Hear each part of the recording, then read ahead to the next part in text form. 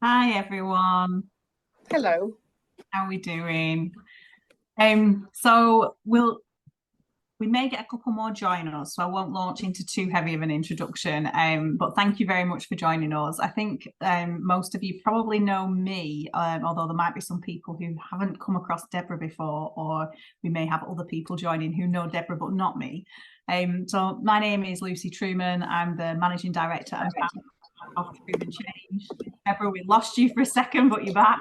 I'm back. Sorry. um, Thank you very much for joining us. So if you've been on a change chat before, they're very informal and we pick a topic and we have usually two or three of us just kind of debating it and talking about it. I am really, really excited to introduce Deborah today because my background is general local government, but I've never worked in housing. And Deborah has recently joined us, although it looks like she might be struggling with her internet, was recently joined us as our associate principal consultant in housing. So Deborah's got a really strong background in housing, has worked in it for 20 years, started out as a housing options officer and has worked her way up and has worked in a range of cities and districts, has really moved around the country as a professional interim. And she specialises in homelessness reduction, temporary accommodation, allocations, compliance, which is a huge issue, and repairs and maintenance contracts. So a real mixed bag across different aspects of housing. And what we're going to talk about today is why housing services are under strain, what the impact is of the very recent social housing regulations, and the fact that it's such a highly political area, I think is something that is worth commenting on and is worth bearing in mind, because in terms of doing change, it's an area that's quite significantly high risk, which is why we thought it was worth doing a specific change chat on it. We are recording, but the recording that we put out only shows my face and Deborah's face. So feel free to have your camera on or off, whichever you feel comfortable with. And I just want to stress that if you want to ask any questions, I'm conscious that this is a particularly sensitive topic and one that's quite high risk for people. If you want to ask questions and do it in the chat, we won't use your name and we can answer them anonymously. Or if you feel comfortable, you want to take your camera off and unmute and ask, that's fine too. But yeah, do feel free. It's very, very important, and it is just a case of debating stuff, talking about stuff, and I'm really excited because I'm hoping to learn a lot, because as I said, housing is not my background at all. So lots of stuff going on here, and I suppose from a layperson's perspective, you've got highly political, which is a challenge. Mm-hmm. The highly regulatory area, which is a challenge. Yeah. Budget is a massive challenge as well.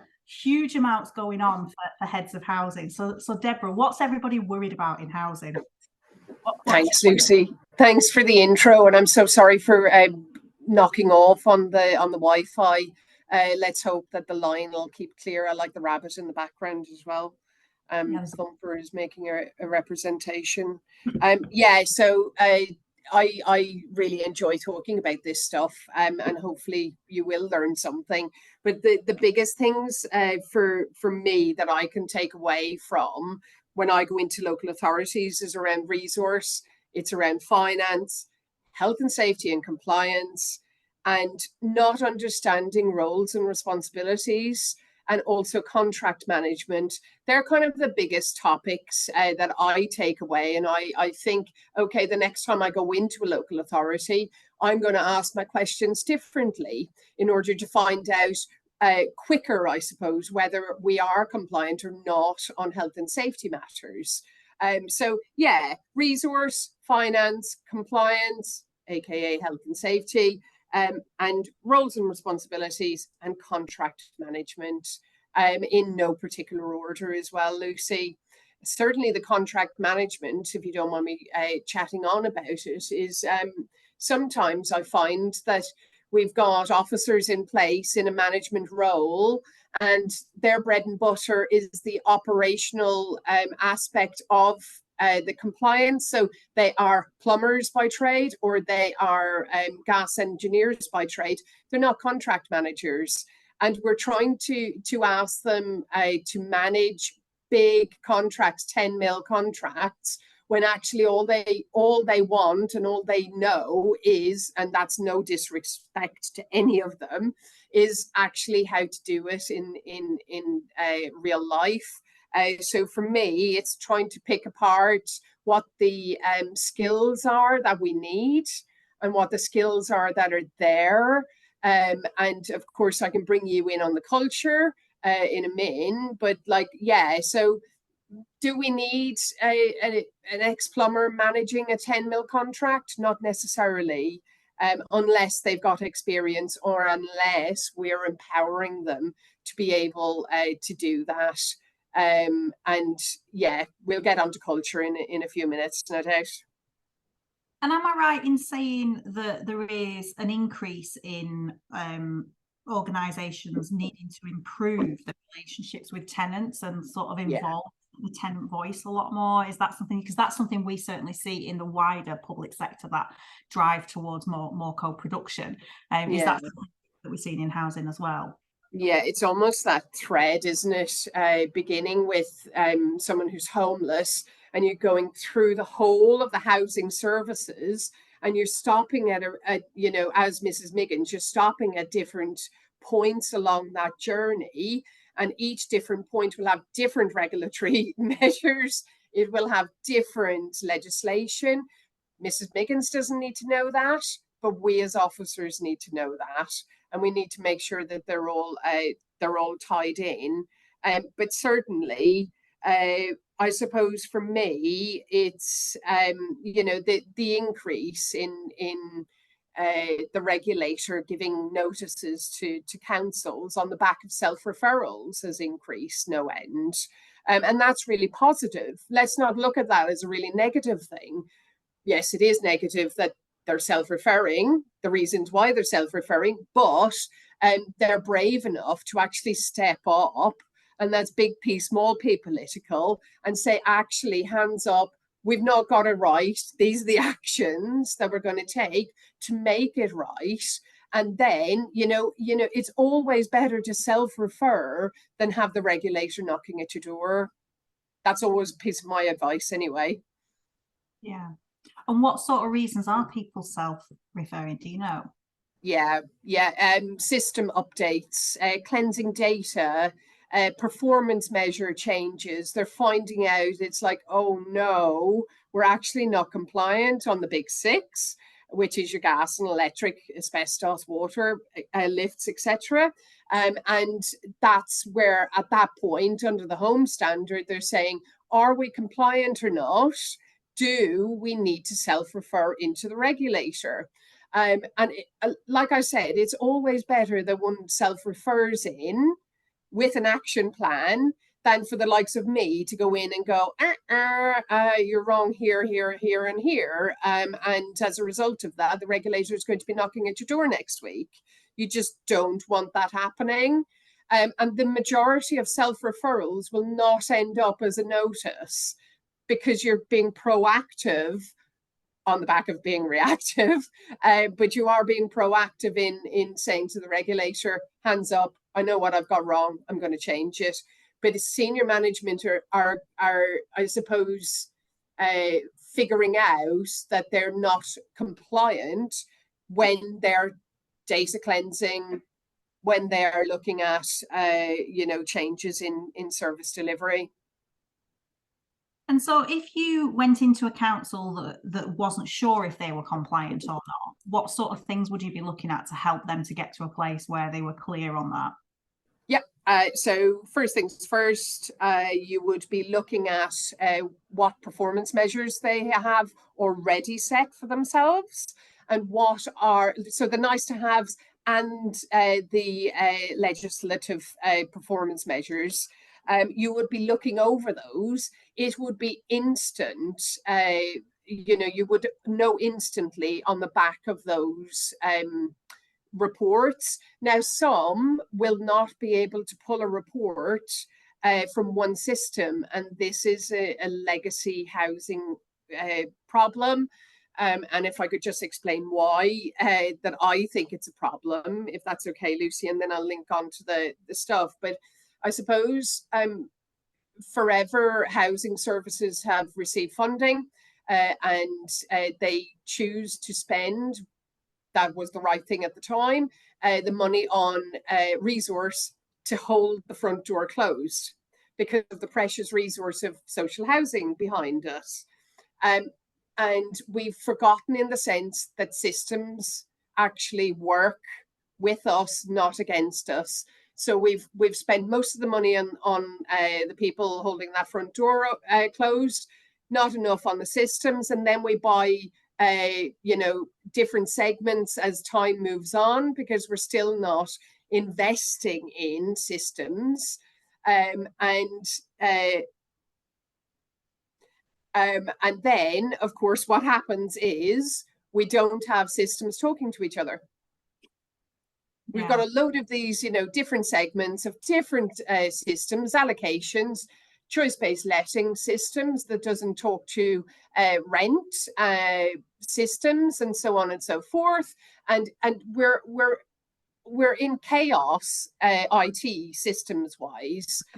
What we need to do is we need to stop and think about, well, what we need as a service going forward. And that is we need to be able to rely on some form of system, not a spreadsheet, not 20 spreadsheets, but a system that speaks to each other. I know Craig's giggling there because I can hardly say spreadsheets sometimes because I dislike them that much. But we've relied on, spreadsheets for far too long. So it's getting the right systems in place that talk to each other, that will actually give us what we want and what we absolutely need in terms of performance measures. And then we'll be able to start cleansing, and then we'll be able to start putting things together, and then we'll be able to start creating real good performance measures for staff and residents alike to know and to really understand. And then, of course, you get your vision and your mission and all of that lovely, fluffy stuff out of that as well. Yeah. So that's your starting point then, the system. Yeah. What else would you look at in terms of compliance? Because we've got a comment in the chat, which is how much of the challenge is poor systems, but it can also be poorly trained staff and the dominance of the likes of Capita. So what else do you look at besides the systems? Yeah. And again, you would look at the resources, the right resource in the right place for here and now. So what service are we delivering right now, and how is that segmented, or how is that separated in the overall housing delivery model? We will look at what do you want? What kind of service do you actually want? Do you want to deliver just a completely legal system service, or do you want to have some nice to haves as well? Then we will look at how you can move that resource into. But at the very beginning, you're looking at what resource have you got and where is that resource aimed? And that is simply broken down into how many managers have we got, how many team leaders have we got, how many officers have we got, senior, junior, have we got assistants, and looking at how much that's costing. Don't forget, my two best friends, when I go in to local authorities to do these types of consultancy assessments, are your Section 151 officer and HR. Because you need them backing you, and you need them on your hip, quite frankly, when you're making decisions around compliance, around anything resource. But yes, you would look at people. You would also look at, do we know our resident? Do we? Is the council elsewhere looking at whether we understand our resident? I say resident, tenant, rough sleeper, homeowner, whatever, they are residents. And are we doing any surveying on what our residents want? And this again has interdependencies, Lucy. So you're not just looking from a homelessness or a housing point of view. You're looking at do they really want their bins collected every 2 weeks? Do they, are their parking measures too strict? But again, you have to look at, do we know our resident? And we have to look at what housing aspects do our residents want? And that's one of the really fun things about the consumer standards, is that it's really, really pushing tenant involvement and tenant empowerment. Because why are we delivering services when we don't know we don't know? Yeah. And it's like, well, why? And that's my middle name, as you well know. But yeah, you'd certainly look at whether you know your tenant and your resident enough. And what are you going to do about it if you don't? Yeah.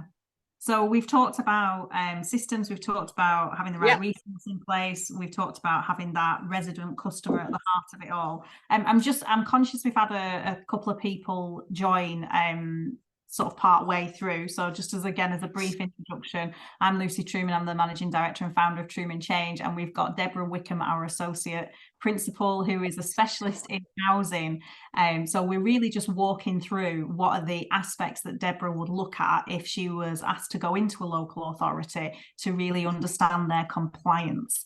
So we've talked about systems. I mean, I'm finding it interesting because we're running another change chat next week, which is not service specific, but is about the process that we use when we go in to do either a troubleshooting or a deep dive for any particular service area. And we look at the performance, which you've covered in systems. We look at process, because often the flow of work, how that goes often tells us a lot. And we look at people as well. And I think that the people can be you resourcing, as you've touched on, but it can also be for us. And we do a lot of work around culture. And although I've never worked in housing, I do think it is interesting thinking about culture and how you drive change in such a high risk, highly political and regulatory area. Probably the closest I've come to that is I've done quite a bit of work in children's social care. So just being your reflections of this, although it's an entirely different topic, it's that similar kind of environment where people don't always feel empowered to change, and they don't always feel empowered to put the resident at the heart, because they are so bound by the regulation, and the risk appetite is very different than it would be in other areas of the council. So I'm just curious in your reflections of different cultures without naming names of any particular local authority. No, not naming any names at all. But yes, children's services, like I've said to you before, Lucy, children's and housing, we're of the same make, but we never necessarily see eye to eye. But we've got very similar risks when things go wrong, and let's be honest about, when things go wrong in housing, it means someone's died effectively, and none of us want that. And there is always, when I walk into a local authority, there is always fear, and there is always that culture. It's not my job. Why? Because it's fear of being reprimanded or being walked off the premise, or your reputation, or loss of job means homelessness, because I won't be able to pay my mortgage. I'll just keep quiet. Culture is a big one. We need to start growing more leaders in housing services. And again, it's no disrespect to anyone managing or running a housing service out there, but honestly, a leader can be a housing assistant, doesn't have to be your director. I'd love to hear your thoughts on how you change culture, because it's certainly something that I have to grasp and I have to do when I'm doing transformation in housing. And for me, it's about making sure that we have empathy and trust. They're the two, and I know that colleagues will hear this all the time from me. Please, can we deal with Mrs. Miggins with a sense of empathy and a sense of trust? Academic of the message that we're delivering to them, aka, I don't have any housing, I'm really sorry. there is that sense of being able to deliver that in that way. But it's very hard, isn't it, to change culture? It is. We look at culture again through three lenses. So we use a model, which is Taylor's model of culture, which is a kind of simplified version of Edgar Schein's work. If anybody is as geeky about culture as I am, and we go into organisations and we look for evidence of systems and how they drive culture. We look at behaviour and how it drives culture, and then we look at what we call symbols, which is a combination of language, habits, routines. And the concept is that culture is formed as a result of messages being shared and cascaded around the organisation. So, you know, if you want people to put the resident at the heart of everything that they do, but actually there are no systems in place for that, there's no process in place for that, and people don't have the time to do that, then you're actually sending very contradictory messages there.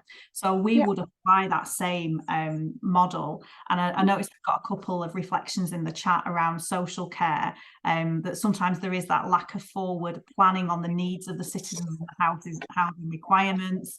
And then we've got another comment, particularly around adult services, don't always understand the duties that housing have to abide by. So just because they deem somebody to be a priority, it doesn't necessarily mean that housing will do.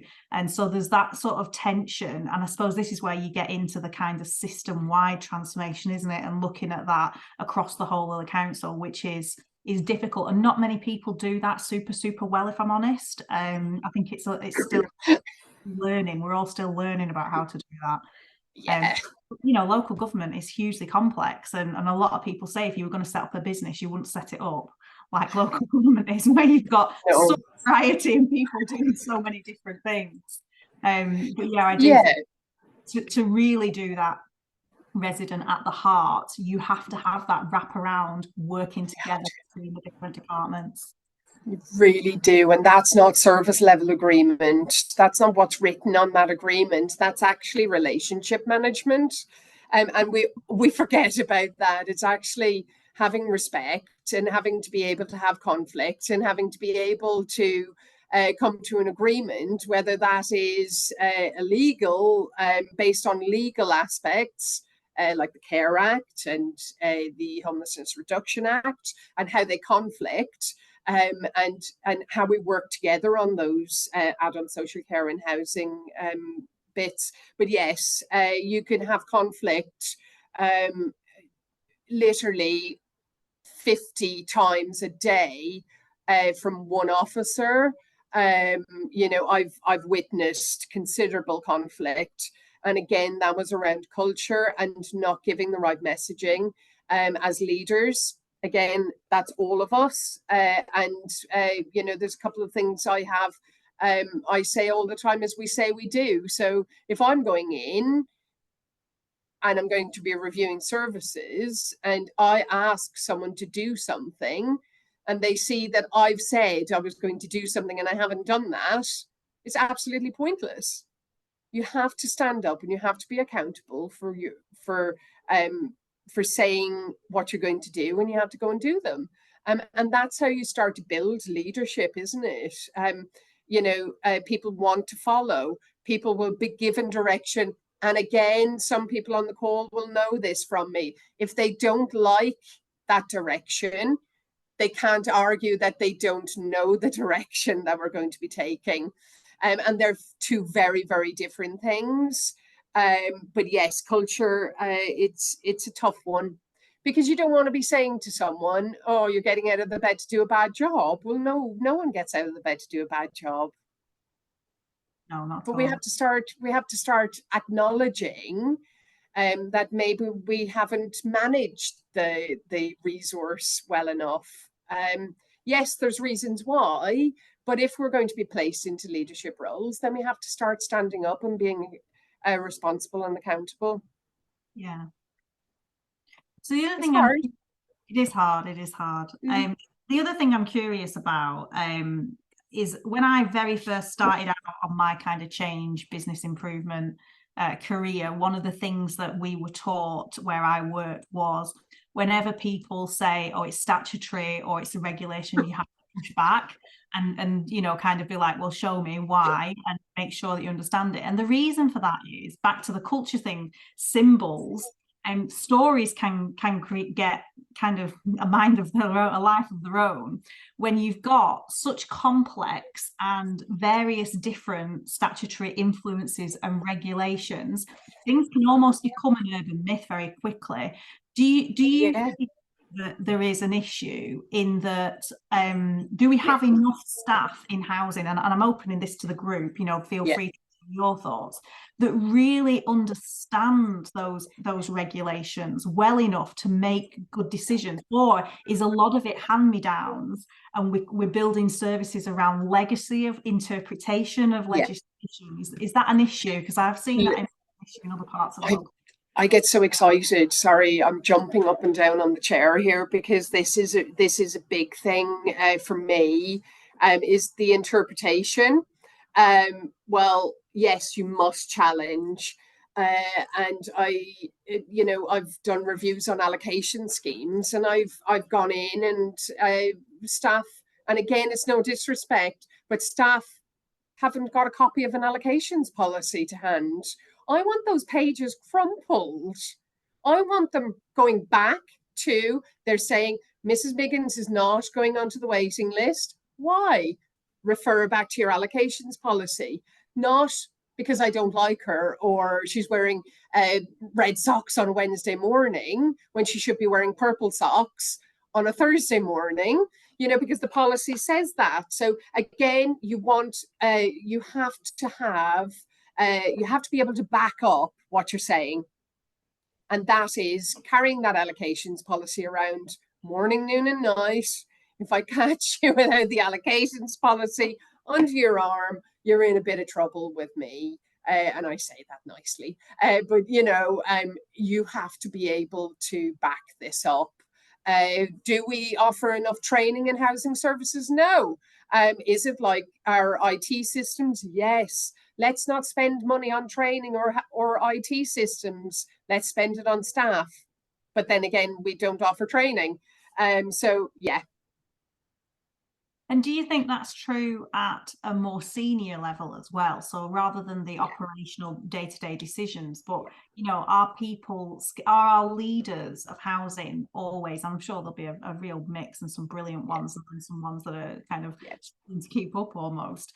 But do you think we've got a skills gap in housing, particularly because I know some of the regulations only came out this year. Do people have the time to fully absorb and understand those? No. And we know that, like, exec directors nowadays could be responsible and accountable for parking, planning and housing, and communities, including antisocial behaviour and, crime commissioning and all of that stuff. And their bread and butter is not necessarily housing or its legislation. And they rely on their officers to, I suppose, prop them up, for want of a better expression, when they're having to explain things through scrutiny. But again, we fall back into professionalisation, which is part of the consumer standard, which will allow, how we're going to pay for it is another thing, which means that, managers upward, not that we have any definition yet, will require a professional diploma or a degree in order to hold that post. So then, yes, we're refocusing finance. In my head, this is how I've interpreted this, is that we're refocusing finance and budget to allow staff to be able to be what they want to be. And that is really good officers who know what they're doing, and they have the tools to do it. Yeah. And I know you're doing quite a bit of work, again, without naming names, with some of our clients at the moment in terms of getting ready for that compliance. Do you want to talk us through what sort of things you're doing there? Yeah, it's really interesting. I attended on site the other week, and I met with the tenant consultative group, And it was really, really interesting to hear from them what the major issues were in terms of, or are, in terms of how they are able to communicate with the council and, working through those problems. But in terms of compliance, well, it's around the consumer standard, isn't it? And all the new regs around that, and making sure that there is a clear action plan with a risk log and mitigations in place as we move forward. Now, that is, you're far better having an action plan and a risk log in place and regulations change than having nothing in place and nothing changes. Does that make sense? So you have to take the time out, the painful time out to plan. Yeah. Because it'll help you in the long run. And you're right. Someone mentioned something about future proofing or future planning. We don't do that very well in housing because we're too busy being reactive. And that again is not through the fault of the officer. But, some of the colleagues on the calls will know that I'm an absolute pain in the backside when it comes to process and procedure. Do you understand? Again, linking back to what you said, Lucy, do you understand what your job is? Yeah. Why can't we give that to someone? We're asking for loyalty and commitment and to come to work, and we don't necessarily give them any sense of identity, I suppose, and what their roles are. Yeah. And I think that comment there about making sure that you've got that plan in place is certainly where we are supported, because what we as an organisation is take an idea for change and transformation and then turn it into a very real set of problems for our programme. That said, I do think that we need to be cautious. I think in high risk areas like this, you need a plan. Sometimes it can be completely stuck to the plan rather than necessarily doing the real culture change that you need to do. So there's a real balance there. And those of you that talk quite a lot about dancing between different ways of doing change and how structured it should be. Yeah.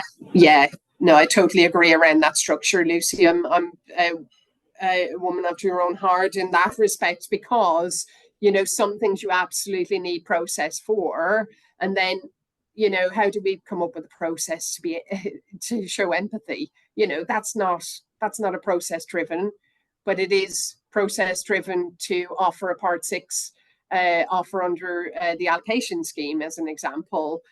We know that's the process, so totally agree. And two of them have to work hand in hand, don't they? We've got some more good comments and questions in the chat, so please do keep them coming. So we've got a question around how much do the needs of revs and bends need to avoid debt create some of the challenges, especially in current restricted budgets. You definitely need to come to next week's change chat, because we've got Deborah back, but we've also got a revs and bends income specialist on as well, talking about these issues. But how does that play out, Deborah? So what I found is that some service delivery models have very conflicting ways of collecting rent, and some will be very very good at it, and some will be really poor at it. Now, the ones that are really good at it tends to have a system there in place. Again, I mention IT, that allows Mrs. Miggins to have the independence to pay online or through an app, or not have to wait on a phone for an hour for a customer service agent to come through. So there are already embedded good practices in place. The ones that don't necessarily have those systems or the process in place tend to work in silos, and I mean that in the nicest possible way. We see that revs and bends will work a certain way and not necessarily talk to the rental, the tenant engagement service. So Mrs. Miggins is in the middle, but neither service knows that they're working with Mrs. Miggins. And why should Mrs. Miggins tell you? No, she doesn't. Why would she tell you? Because she doesn't have to. So we need to make sure, again, it goes back to relationship management as well. But housing benefit, you're right about the change chat next week. Housing benefit, council tax, universal credit, loss of earnings, all of that, the COVID payments, all of that has something to do with how a council can prop itself up through HRA budget as well. So it's really important that we understand how to collect rent, academic, of whether it's through universal credit or through wage payment, and make sure that we are working together as a council through those different departments. I know I haven't answered the question absolutely specifically, but I think we should carry that question forward, if that's okay, to talk to Tom about. And I'm sure, hopefully, fingers crossed, that we will have the same answer or similar. Yeah.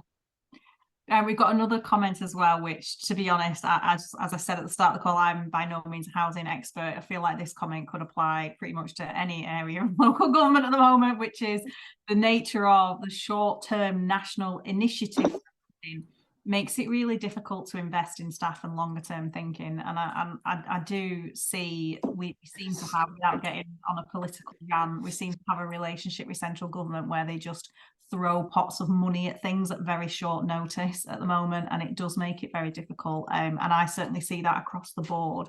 What tell us how that plays out, particularly in housing, Deborah? Yeah, it fills me with dread, Lucy, and colleagues, because we don't know.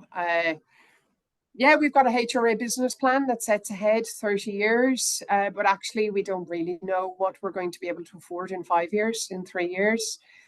So we start investing in services, don't we? And I'm a believer in investing to save. But actually, we're putting colleagues on fixed term contracts because we don't know whether we're going to be able to afford that colleague in 3 years' time. We need to keep lobbying central government around how the funding is delivered. And there are certainly plenty of charitable organisations currently doing that. Okay, so we'll see the freeze on local housing allowance in the autumn statement, unfreezing. But, you know, there are, I don't know whether it's lip service or not. And again, I'm not here to comment on political decisions, but we need to continue lobbying to make sure that we can try and get some form of future proofing on funding that comes through, and not bitty. So at the moment we've got, you know, if you think about it over the years, and I'll mention the Rough Sleeper Initiative stuff, ORSAP, NSAP, SPAP, you know, we've got all of these acronyms, but actually it's just one big pot of money that is released every year. Can we not just release it for 5 years? Let's be brave. Yeah, stuff like that is a real challenge. Yeah. So we've talked about if we were going in and looking at a housing service in terms of compliance, we'd be looking at systems, we'd be looking at resources, we'd be looking at culture. We talked about the importance of good knowledge and understanding and application. We talked about the importance of planning change as a result of legislation. What else would we need to look at in terms of helping a local authority or a housing service to make sure that they were compliant? What else might we need to look at, do you think? We need to look at contract management. I'm not sure if we've spoken about that. I know I've touched on it very, very quickly in terms of, and again, no disrespect, but in terms of, managers of services having to manage a contract for 10 million quid, but their previous role and previous life was plumber. So we have to actually drill down on, do we have a handle on that contract? Well, how many contracts have we got, and what are their purposes? And then looking at, do we have a handle on them? And what are the consequences?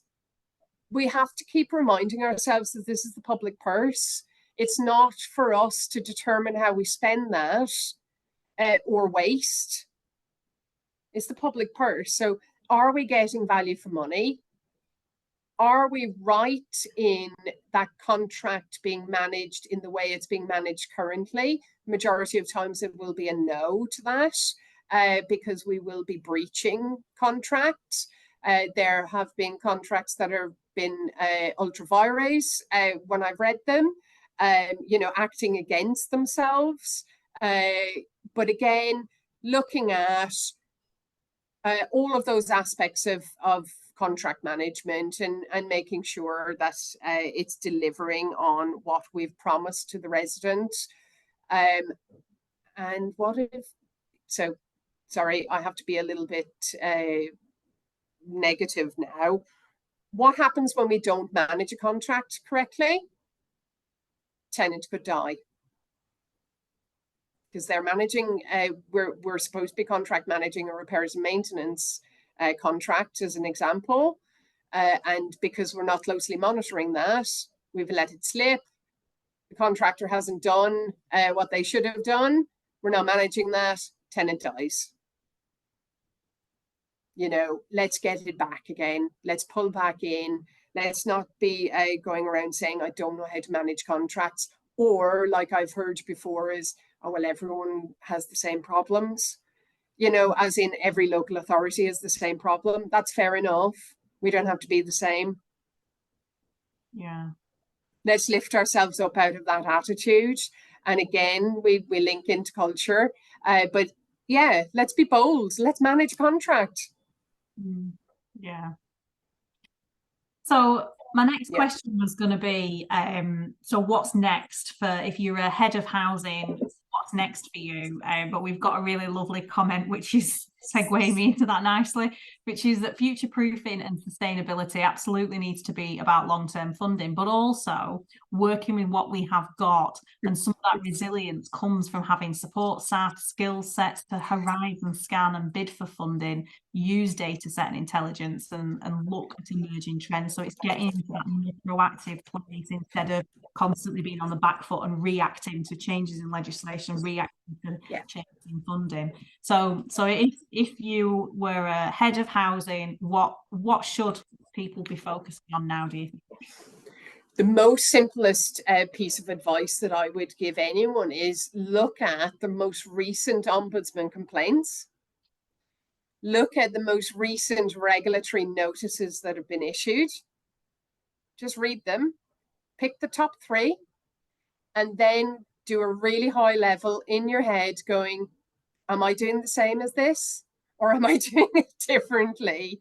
Once you know whether you're doing, oh my God, I'm delivering, I'm accountable for the same service that Solihull Council has delivered, and that was wrong under the Ombudsman's maladministration aspect, then I need to change, don't I? So yeah, pick the top 3, the most recent 3 Ombudsman complaints, the most recent 2 case laws as an example to make sure your homelessness and your housing allocations is up to scratch, and just read through them.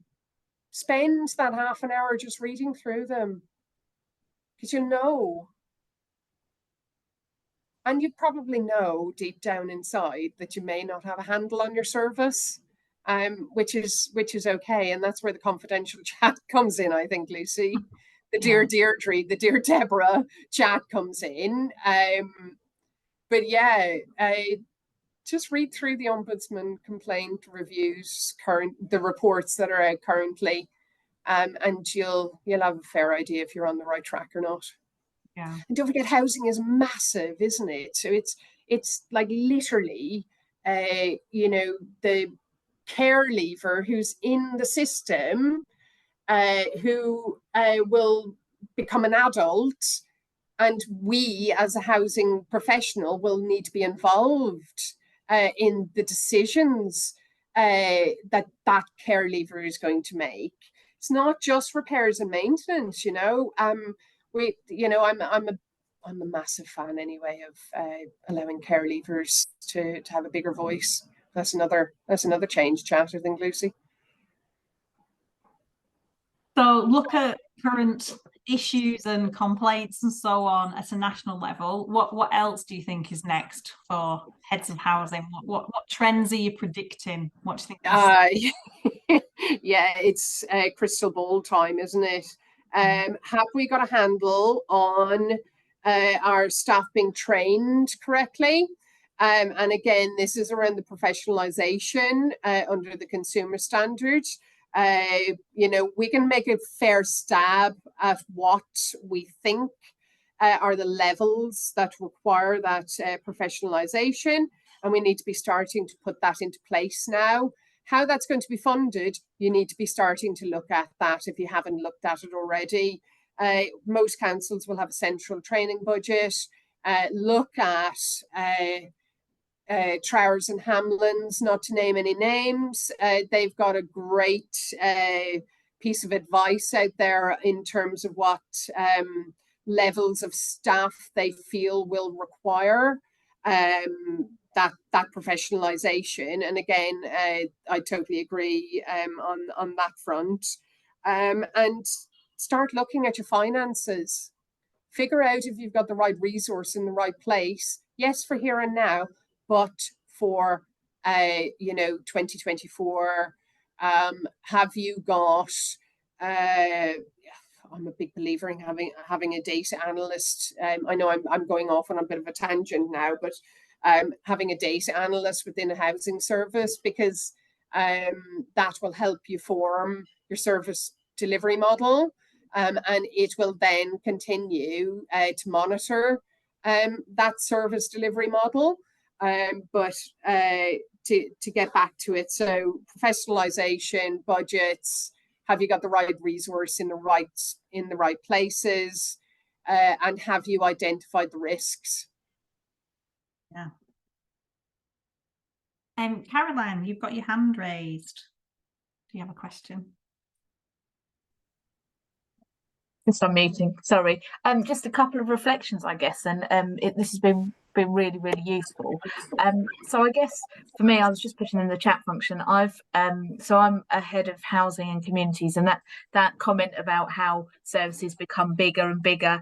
I mean, I'm not just housing and communities. So I have leisure services, I have health and wellbeing, I have venues, heritage, culture, strategic housing, community safety, and social behaviour, community engagement, voluntary sector, levelling up. It's a massive service. Having said that, I do feel there's some benefits, and my career has been across housing and community. So I started as a housing options homelessness officer, started my career there, and I do think that what the connectivity on a system level and enabling me to be able to see across how the dots are joined is really useful, but it's about having the strength in the technical knowledge that sits beneath me. When I came into post 2 years ago, I had a vacancy for a strategic housing manager, and created a role and a team called a research and development team that sit across my whole service, where we have data apprentices, we have strategic business support, we have people who can put in bids and be part of consultation and lobby. I'm really keen on making sure that the decisions we make are based around evidence and informed decisions. So that was really key for me. But the other thing about putting the person at the centre is really key. And I think that's where my role across the whole of the services come into play, because working with, for example, the new integrated care systems and the legislation and the approach to try and put the citizen at the centre, I often go into strategic meetings where health will be saying to me, well, 40% of socioeconomic factors affect health and well-being. If you spend 40% of your budgets on health and well-being, and I'm saying I'm spending 100% of my budgets on well-being, because if you're doing housing or community communities Yeah. as a well-being factor. But actually, what I'm saying is, and I'm flipping the narrative back to them, and I'm saying, well, actually, you're saying to me, if somebody goes into a doctor's surgery and they have asthma, and all you can do now because you're on your knees is give an inhaler, but actually the issue is damp and mold, and you're saying that housing is a wider determinant. I'm also saying when somebody comes into my housing and homelessness team, their mental health could be a wider determinant of their homelessness. And so actually, what we really need to be doing at a system is understand that the person the person is entering our systems at the point of their crisis, but those wider determinants are all still part of it, where we need to be joining the dots. So it's really useful for me to kind of see this and reflect on it. But I feel really strongly that one of the things about our research and development function, which is growing, is really it sits across the whole service. So it sits across wellbeing, it sits across communities, it sits across housing. What I don't have housing management. We don't own our own stock at Braintree District Council, so I don't have the housing management function. But it has helped to get that whole system thinking for me to be able to then disseminate to my teams. Yeah, thanks. And again, sorry guys, I seem to have lost signal, but yes, Caroline, you're absolutely right. It's around your future proofing every single day. That element of your service is future proofing, isn't it? And it's giving you the assurances, evidence based, that you are making the right decisions for Mrs. Miggins, whether that's based on graffiti on the wall, antisocial behaviour, community wardens, have you got enough? Or whether Mrs. Miggins is able to pay her rent because of a mental health issue. Housing is not just bricks and mortar. We are social workers in our own way, because we have to take on board what is, I suppose, determining the homelessness or the reason for Mrs. Miggins needing our help in the first place. Those wider determinants. Those wider determinants of where she is, where she is. That's it. Absolutely. Why? Why?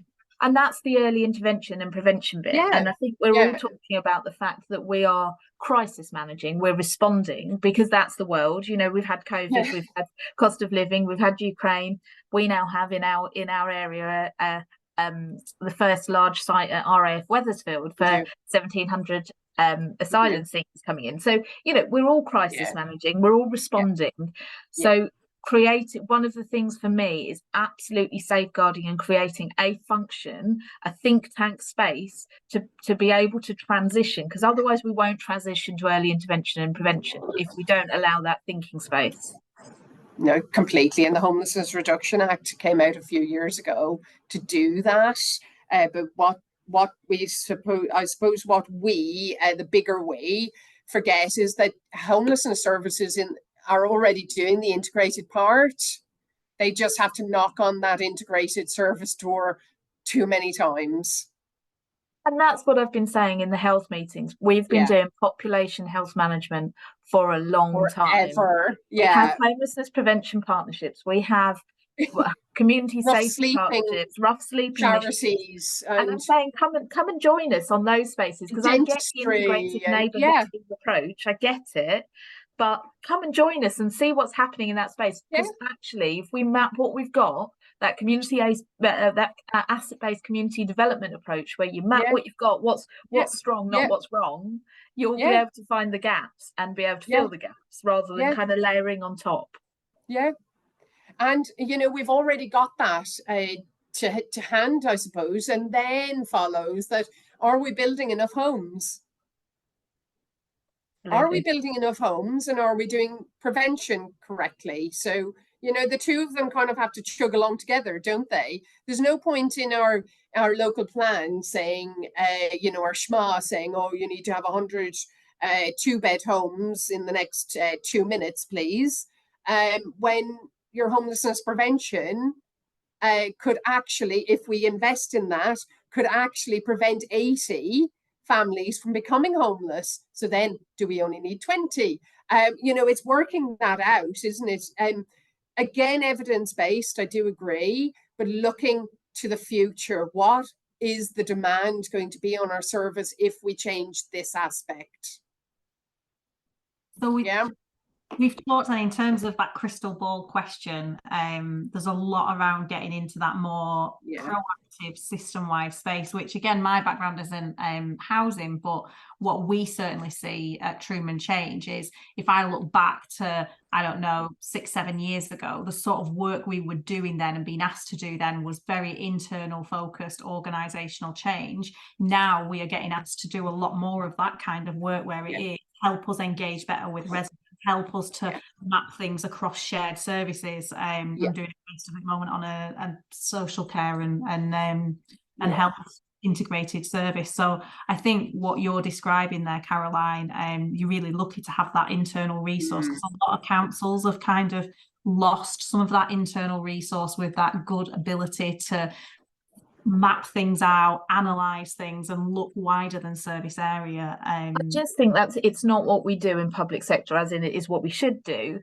It's not what we do because we are constantly responding, and we haven't got it organisation wide. We haven't got it across the council. We've got it across my service. Just from my desire to be able to, I feel like you manage expectations. Half of what we do in our roles in public sector is managing perception. If you don't have information to hand to be able to manage perception and manage expectations, then actually we were constantly going to be in a reactive space. And that's just that, even for me in the political world, if you're thinking about your members, actually all they really want is information to go out to their constituents. But if that flow of information is always coming one way, and we're always reacting and responding to it. If we don't have that information to be able to give back out again, to say, actually, I always use the analogy that, with the police, when I'm not diminishing that somebody kicking a ball from antisocial behaviour is an issue, but when you start mapping that the police might be dealing with domestic homicide, we all have to prioritise. We can't,